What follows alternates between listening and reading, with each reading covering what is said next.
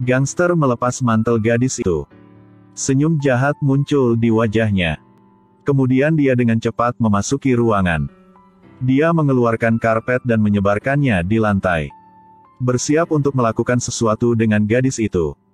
Tetapi menemukan pistol di atas meja menghilang. Buk. 3 kaki tangan lainnya melihat tembakan dan bergegas keluar dari ruangan. Gadis itu tidak ragu untuk menarik pelatuknya. Ingat ketika mereka secara brutal membunuh orang tua. Tatapan gadis itu bahkan lebih ditentukan. Akhirnya, dia juga melepaskan 2 tembakan lagi untuk masing-masing dari mereka. Tepat setelah itu, seorang pembunuh bayaran datang dalam sebuah pencarian. Setelah melihat mayat di tanah, dia membeku di tempat. Sekarang juga, si pembunuh mendengar suara-suara dari lemari di belakang. Dia dengan hati-hati melangkah maju. Buka pintunya.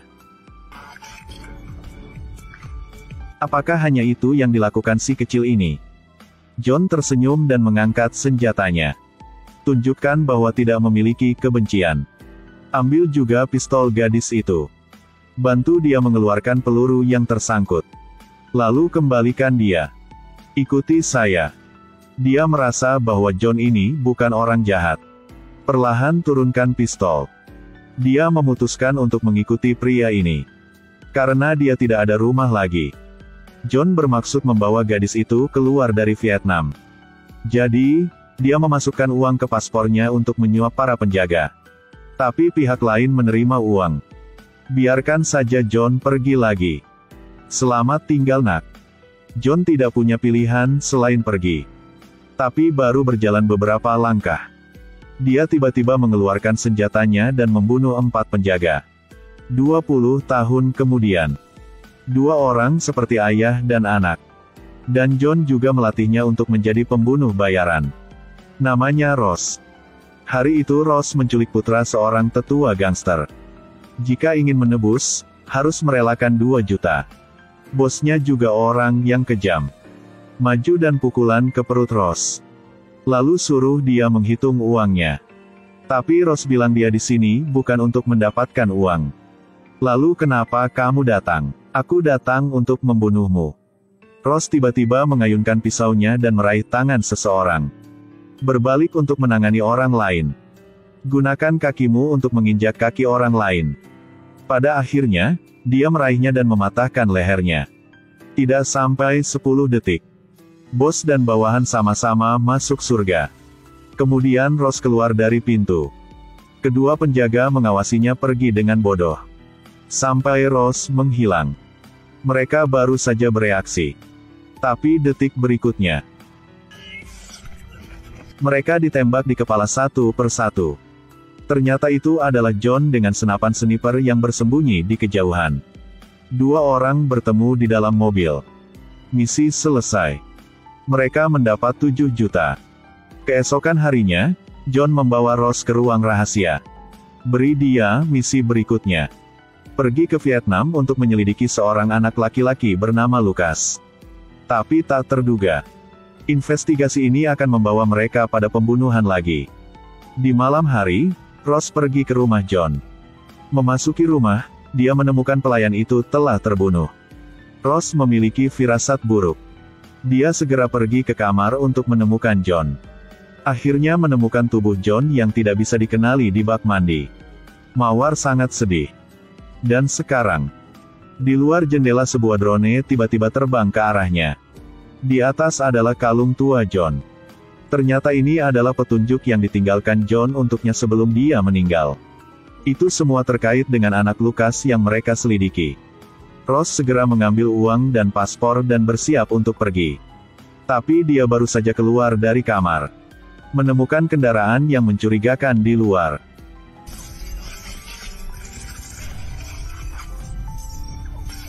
Setelah beberapa saat tembak-menembak, 2 pembunuh memasuki rumah untuk memeriksa.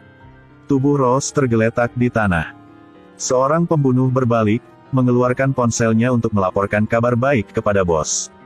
Dan pria lain dengan bodohnya melangkah maju untuk mengonfirmasi. Akibatnya, dia ditembak mati. Mendengar tembakan, Pembunuh lain bergegas kembali untuk memeriksa. Tapi hanya melihat mayat rekan-rekan. Dia takut dan lari. Tapi Ross sudah disergap di dalam mobil. Siapa Lukas itu pada akhirnya? Dan itu membawa begitu banyak pembunuh. Untuk membalaskan dendam John, Ross sendiri terbang ke Vietnam. Melalui petunjuk yang ditinggalkan oleh John, dia dengan cepat menemukan targetnya. Tapi pria ini sangat berhati-hati. Tidak pernah pergi sendiri. Selalu ada banyak pengawal di sekitar. Sangat sulit untuk mendekatinya. Tapi dia suka cerutu. Jadi Ross mengiriminya sekotak cerutu premium. Kemudian temukan teman John sebelumnya. Minta dia untuk mengirim juniornya untuk menghentikan mobil yang membawa pria itu. Dan Ross masuk ke mobil. Beri dia kartu nama dan minta dia bicara. Keesokan harinya Ross pergi ke kantor pria itu. Tanyakan padanya siapa Lukas. Tapi pria itu belum menjawab. Pengacara di sebelah saya tiba-tiba berdiri. Tembak mati seorang pria. Ternyata pengacara itu juga pembunuh tersembunyi. Dan penjaga luar juga juniornya. Pengacara mengeluarkan cerutu. Tanya Ross mengapa menyelidiki Lukas. Ross tiba-tiba mengeluarkan cerutu khusus. Memegang pisau untuk memotong mata pengacara. Kemudian ambil pistol dan cepat-cepat menangani keduanya di pintu. Tunggu sampai yang lain datang. Ross segera memanjat pipa ke atap. Pembunuh menembak secara berurutan ke atas. Dan Ross mengandalkan jeruji besi untuk dukungan. Menghindari banyak peluru. Pada saat ini dia tiba-tiba melihat katup penyiram. Dia segera datang untuk melepasnya. Pengacara segera memerintahkan berhenti. Dan Ross tiba-tiba jatuh dari langit. Ambil sandera pengacara. Para pembunuh melihat ini dan segera meletakkan senjata mereka. Ross mengambil kesempatan untuk bersembunyi di ruang distribusi listrik di sebelah. Dia menarik kawat piezoelektrik. Tunggu sampai pembunuh datang. Dia melemparkan kabelnya ke tanah. Kesetrum. Kemudian dia dengan cepat membuka lemari api. Tahan selang kebakaran. Langsung turun dari lantai 8. Omong-omong, juga habisi berapa yang lain. Akhirnya mendarat dengan selamat. Tetapi ketika dia berlari keluar dari gedung, dia ditabrak mobil. Dan seperti itu, Ross masih ditangkap oleh pengacara. Untuk memperjelas tujuan Ross, pengacara menyuruh junior untuk menutupi kepala Ross dengan kain hitam. Tidak berhenti menuangkan air di atasnya. Tapi menyiksa sepanjang hari. Bahkan tidak bisa bertanya. Jadi pengacara memanggil beberapa pria kekar untuk datang dan menggunakan beberapa cara tercela dengannya.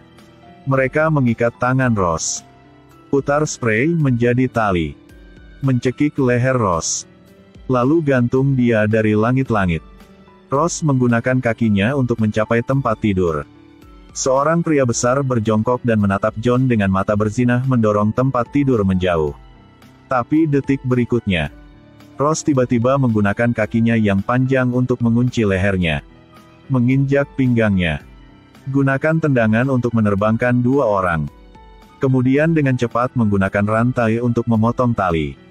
Dia mengambil piring dari lantai. Hancurkan satu pukulan demi pukulan. Pria botak itu mengambil kesempatan untuk meraih kaki Ross. Ross merawat pria di sebelahnya terlebih dahulu. Lalu dia berbalik dan memukul pria botak itu. Kemudian ambil spray. Dililitkan di lehernya. Lari di belakangnya. John menginjak punggungnya dengan kakinya. Kemudian ambil momentum untuk menendangnya. Toiletnya juga rusak. Ketika pengacara tiba, Ross segera melarikan diri. Malam itu, junior pengacara menemukan seseorang di luar.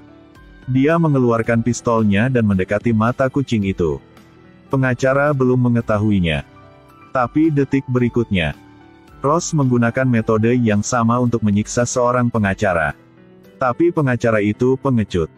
Sangat cepat mengungkapkan dalang di balik pembunuhan Ross. Pada akhirnya, Ross menggunakan spray untuk menggantungnya. Tapi saat pergi, dia ditembak di perut oleh junior pengacara lagi. Tepat ketika musuh akan menembak lagi, orang misterius tiba-tiba menyelamatkan Ross. Itu adalah John. Ternyata dia belum mati. Pada awalnya ketika si pembunuh masuk ke rumahnya, dia melihatnya terlebih dahulu, berurusan dengan musuh dengan pistol. Juga mengubahnya menjadi pakaiannya sendiri. Akhirnya, tembak dia 2 kali di wajah. Biarkan dalang mengira dia sudah mati. Dan dia terus diam-diam menyelidiki Lukas. Sekarang tahu siapa dalangnya. Mereka segera memutuskan untuk bertindak.